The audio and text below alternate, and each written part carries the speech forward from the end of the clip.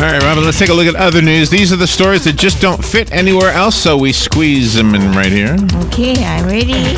And for those of you who always had this impression of New York and New Yorkers, it's just a hard, cold place. Nobody cares about anybody, anything. They're just all out for themselves. This next story is going to just expose the truth about New Yorkers. Oh. You're going to New York next month. Yes, I am. Service was halted for about an hour yesterday on 2 New York City subway lines because police were searching for 2 loose kittens. Oh. 2 loose kittens were reported by some passengers. They saw it at a Brooklyn subway station. The wandering kittens were spotted on the tracks at the open-air Church Avenue station in the Flatbush neighborhood. Ooh, we were there. Hello. Well, that's not the point. The point is it's got this reputation for being really hardcore. Oh, yeah. You're going to get your throat sliced, but they stopped the subway for kittens. The Metropolitan Transit Authority cut power on the B and Q line, stopping service to Brighton Beach. Oh. By the time police began their search, the kittens had disappeared. Oh. They were eventually found under the third rail, which carries electricity for the trains. Oh. Some area residents told the Gothamist, I guess that's a newspaper, that the kittens had been at the station and as far away as Newkirk Plaza, which is 4 local stops down the line. So the kittens are just getting around. Yeah, they certainly are. I bet they got adopted real quick. By the way, I have seen plenty of kittens on the subway. I bet you have. Just thought I'd mention. Nothing new. Let's see. The next story is out of New York. A New York bodega is trying to sell a piece of the red carpet from the MTV Video Music Awards on eBay. With a starting bid of $500. Workers at the Dubai Mini Mart said they were able to grab a 12-foot by 12-foot section of the carpet, which stretched in front of the store in the lead up to the awards show Sunday, and the owner of the store is now attempting to sell the carpet on eBay with a starting bid of $500. Oh, my God. Or you can buy it now for $5,000. Gee, and is there a certificate of authenticity, with it? Oh, yeah. Like signed and everything? It's like, you can just go down to the print shop and print one up. No problem. All right, out of Blaine, Washington, a Washington state county has agreed to pay $62,500 to an elderly man who is deaf and who was handcuffed by sheriff's deputies, cutting off his means of communication because he speaks with his hands. Gee. Whatcom County agreed to pay the settlement to Donald Pratt, who is 76 years old, whose attorney filed a complaint with the U.S. District Court in Seattle, alleging deputies handcuffed his client and put him in the back of a patrol car as a result of an apparently false report. The complaint said a deputy used a written message to ask if the plaintiff was Donald Pratt, and the man was handcuffed and placed in the car after nodding his head yes. Oh, gee. Having his hands bound left him with no means of asking the reason behind the detention, and he was unable to ask to use the restroom, leading him to soil himself. Oh, no. So he's been awarded $62,500. Oh, good. There you go. He's set. Okay. Next story out of Columbia, Tennessee. Tennessee. Authorities in Columbia, Tennessee say a sheriff's lieutenant was reprimanded for firing off his handgun to scare a turkey away from his patrol car. Oh. Get away! Oh, he didn't want to kill it. Maury County Sheriff's Chief Deputy Nathan Johns said Lieutenant Andy Jackson, head of the department's Central Investigations Division, was reprimanded after he admitted to firing his handgun into the air to scare off a turkey. Oh. Well, it's not Thanksgiving. He said the yet, turkey defecated on the hood of his patrol car. And there was evidence right there. He didn't want to kill him. Kill him? Just want to scare him away. That seems reasonable to me, actually. I don't know. Why did he get in trouble? I'm not sure I understand. Yeah, me neither. He probably fired it in the air. Nobody was around. Gee. All right, out of Denver, Colorado, officials at the Denver Zoo say a woman sought hospital treatment for a rhinoceros bite to her hand. Now, isn't that unusual? The zoo said the woman was bitten on the hand Wednesday by a black rhinoceros named Mashindi during a rhino experience program that allows zoo visitors to feed the animal. Well, hello. Oh, gee. Here you go, baby. Take some of this. Ow! You bit me. And you're huge. Yeah. Look at that horn. All right, next story out of Portland, Oregon. Portland, Oregon. Officials at the Oregon Zoo, wow, another zoo story, say a mountain beaver was returned to the woods after trespassing on the facility's otter exhibit. Well, he wanted to see how the other half lived. He was integrating. Zoo officials said the rodent, who, by the way, is offended by being called a rodent, I bet. also known as a boomer, was discovered swimming Tuesday in the moat for the river otter exhibit at the Portland facility. I'm sure they got along. What's the matter with those humans? Gee, he wanted to just take a dive and just kind of, visit. He wasn't hurting anybody. Nope, but he was to return to the wild. Nobody hurt him either. Well, thank God. Next story out of Northbrook, Illinois. Allstate Insurance Company I guess in Illinois somewhere. I guess that's where it's based. Yeah. Said its analysis of claims data indicates the safest U.S. city for driving is Fort Collins, Colorado. Really? The safest city. Really? The company said its 9th annual Allstate America's Best Drivers Report, based on the company's own claims data from the past year, indicates an average customer in Fort Collins will experience a traffic collision once every 13.9 years. Okay. So when you visit Collins, do you have the accident right away, or do you have to come back in 13.9 years?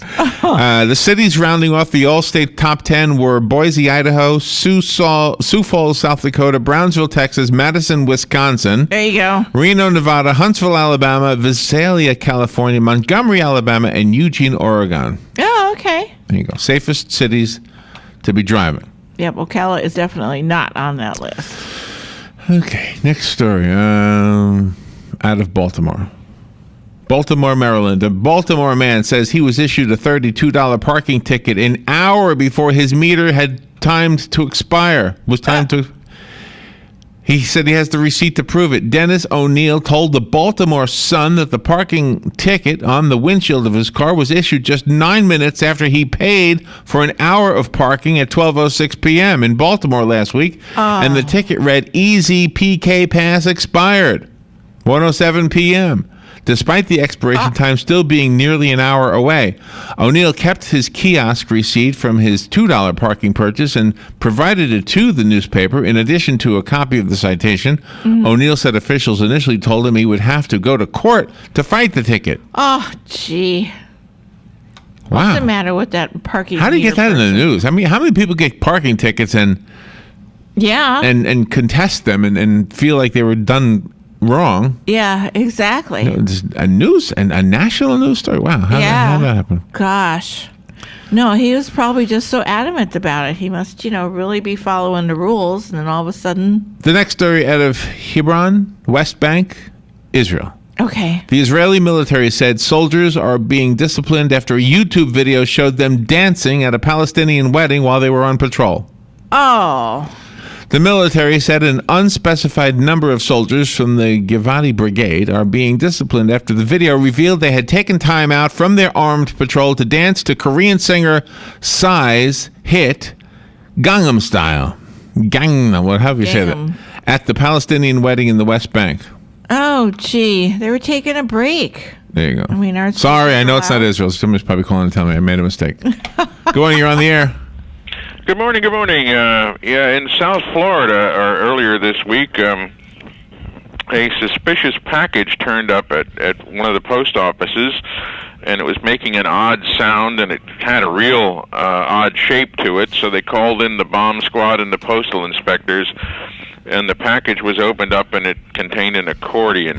That's a silly story. I saw that news story. Yeah, we had that story, The look on the guy's face as he's holding it up is like, what is this thing? Yeah. Right. That was a cool story. Thanks, Jim. Appreciate that. Have a good day. Thank you. You too. Bye. Yeah, I got a chuckle out of that one also. All right, next other news story out of Niagara Falls. Niagara Falls, Ontario, the Canada side. Okay. The owners of an Ontario farm said a mother dog that recently had a litter of puppies has adopted a newborn kitten. Oh. Donna Warner, who runs the Warner Ranch and Pumpkin Farm in Niagara Falls with her husband Bill, said Coco, the Belgian Shepherd, recently had a litter of 8 puppies, and there was another litter of 8 kittens, and nobody knows where they are. But anyway, so... Oh. They could have been on the tracks, right? They could have been down in Flatbush. In Flatbush. Sorry, the computer just stopped, so I just kind of made up the ending of the story. What I don't understand, how does that get in the news? Yeah. A dog is adopting a kitten. How did that end up in the news? I don't. Well, maybe the dog just had puppies, and the kitten needs a mom, and she's sharing the milk. Maybe. Okay. The next story, I'm not sure if this wouldn't be silly because there's a death involved, but here we go. William Friess, a Plattsburgh, Nebraska man, has sued Walmart, claiming that a plastic bag from the retailer led to his wife's death. Friess said an overfilled bag given to his wife Lynette broke on her way out of Walmart on a shopping trip in April of 2010. The couple was grocery shopping. Of course, Friess said the cashier handed her one plastic bag for the two 42-ounce cans of La Choy and a 2-pound bag of rice. Oh, that's so heavy. Sounds good, too. Yeah. On the way to the car, the bag broke. The lawsuit says one of the cans of La Choy fell on her right foot, breaking her big toe and causing a deep cut. The attorney, Gage Cobb, said that the cut led to an infection. Despite aggressive treatment with antibiotics and 2 surgical procedures, Lynette Friess's condition declined. Long story short, she died from it, and the man is tracing it back to the bag that was overfilled. Oh, gee. Okay. Not a happy story. Let me see if I can end with a happy one. Yeah, I like happy endings. Okay. One more story. Okay. One more story out of Mitchell, Ontario. Oh. Mitchell, Ontario. Police in Mitchell say a man was arrested on a drunken driving charge because he was driving while intoxicated a lawnmower. Gee, those lawnmowers, they're sure popular. Authorities said an off-duty police officer spotted the 64-year-old man, whose name was not released, driving a John Deere lawnmower, riding down the center of a public road, singing the song, "How Dry I Am, How Wet I'll Be If I Don't Find That Bathroom Key." The man was showing signs of impairment and failed 2 breath tests administered by on-duty officers, summoned to the scene by the off-duty officer. The man is scheduled to appear in court September 30th on charges including impaired driving and driving while disqualified. Yeah, you better carry that. Driving while disqualified. I never heard that one before. No. All right, we've got to push forward. Mike Huckabee is coming up in about 15 seconds. After Mike Huckabee, we will deliver as much news as we can in the segment that we have following Mike Huckabee. That's why we call it News Bites. We take the news, the biggest, hottest, freshest news stories. We serve them bite-size rapidly. We bring news back to News Talk. We'll be back after Mike Huckabee. This is the Huckabee Report for Friday. I'm Mike Huckabee. Gun control proponents say it's just common sense that banning guns reduce shooting deaths, right? Well, wrong. I'll explain next. Do you have unfiled tax returns or owe the IRS or state more than $10,000? If you don't take action now, your tax problem is going to get worse, much worse. Seizure of property, bank levies, wage garnishments, and potential criminal prosecution. And if you owe the IRS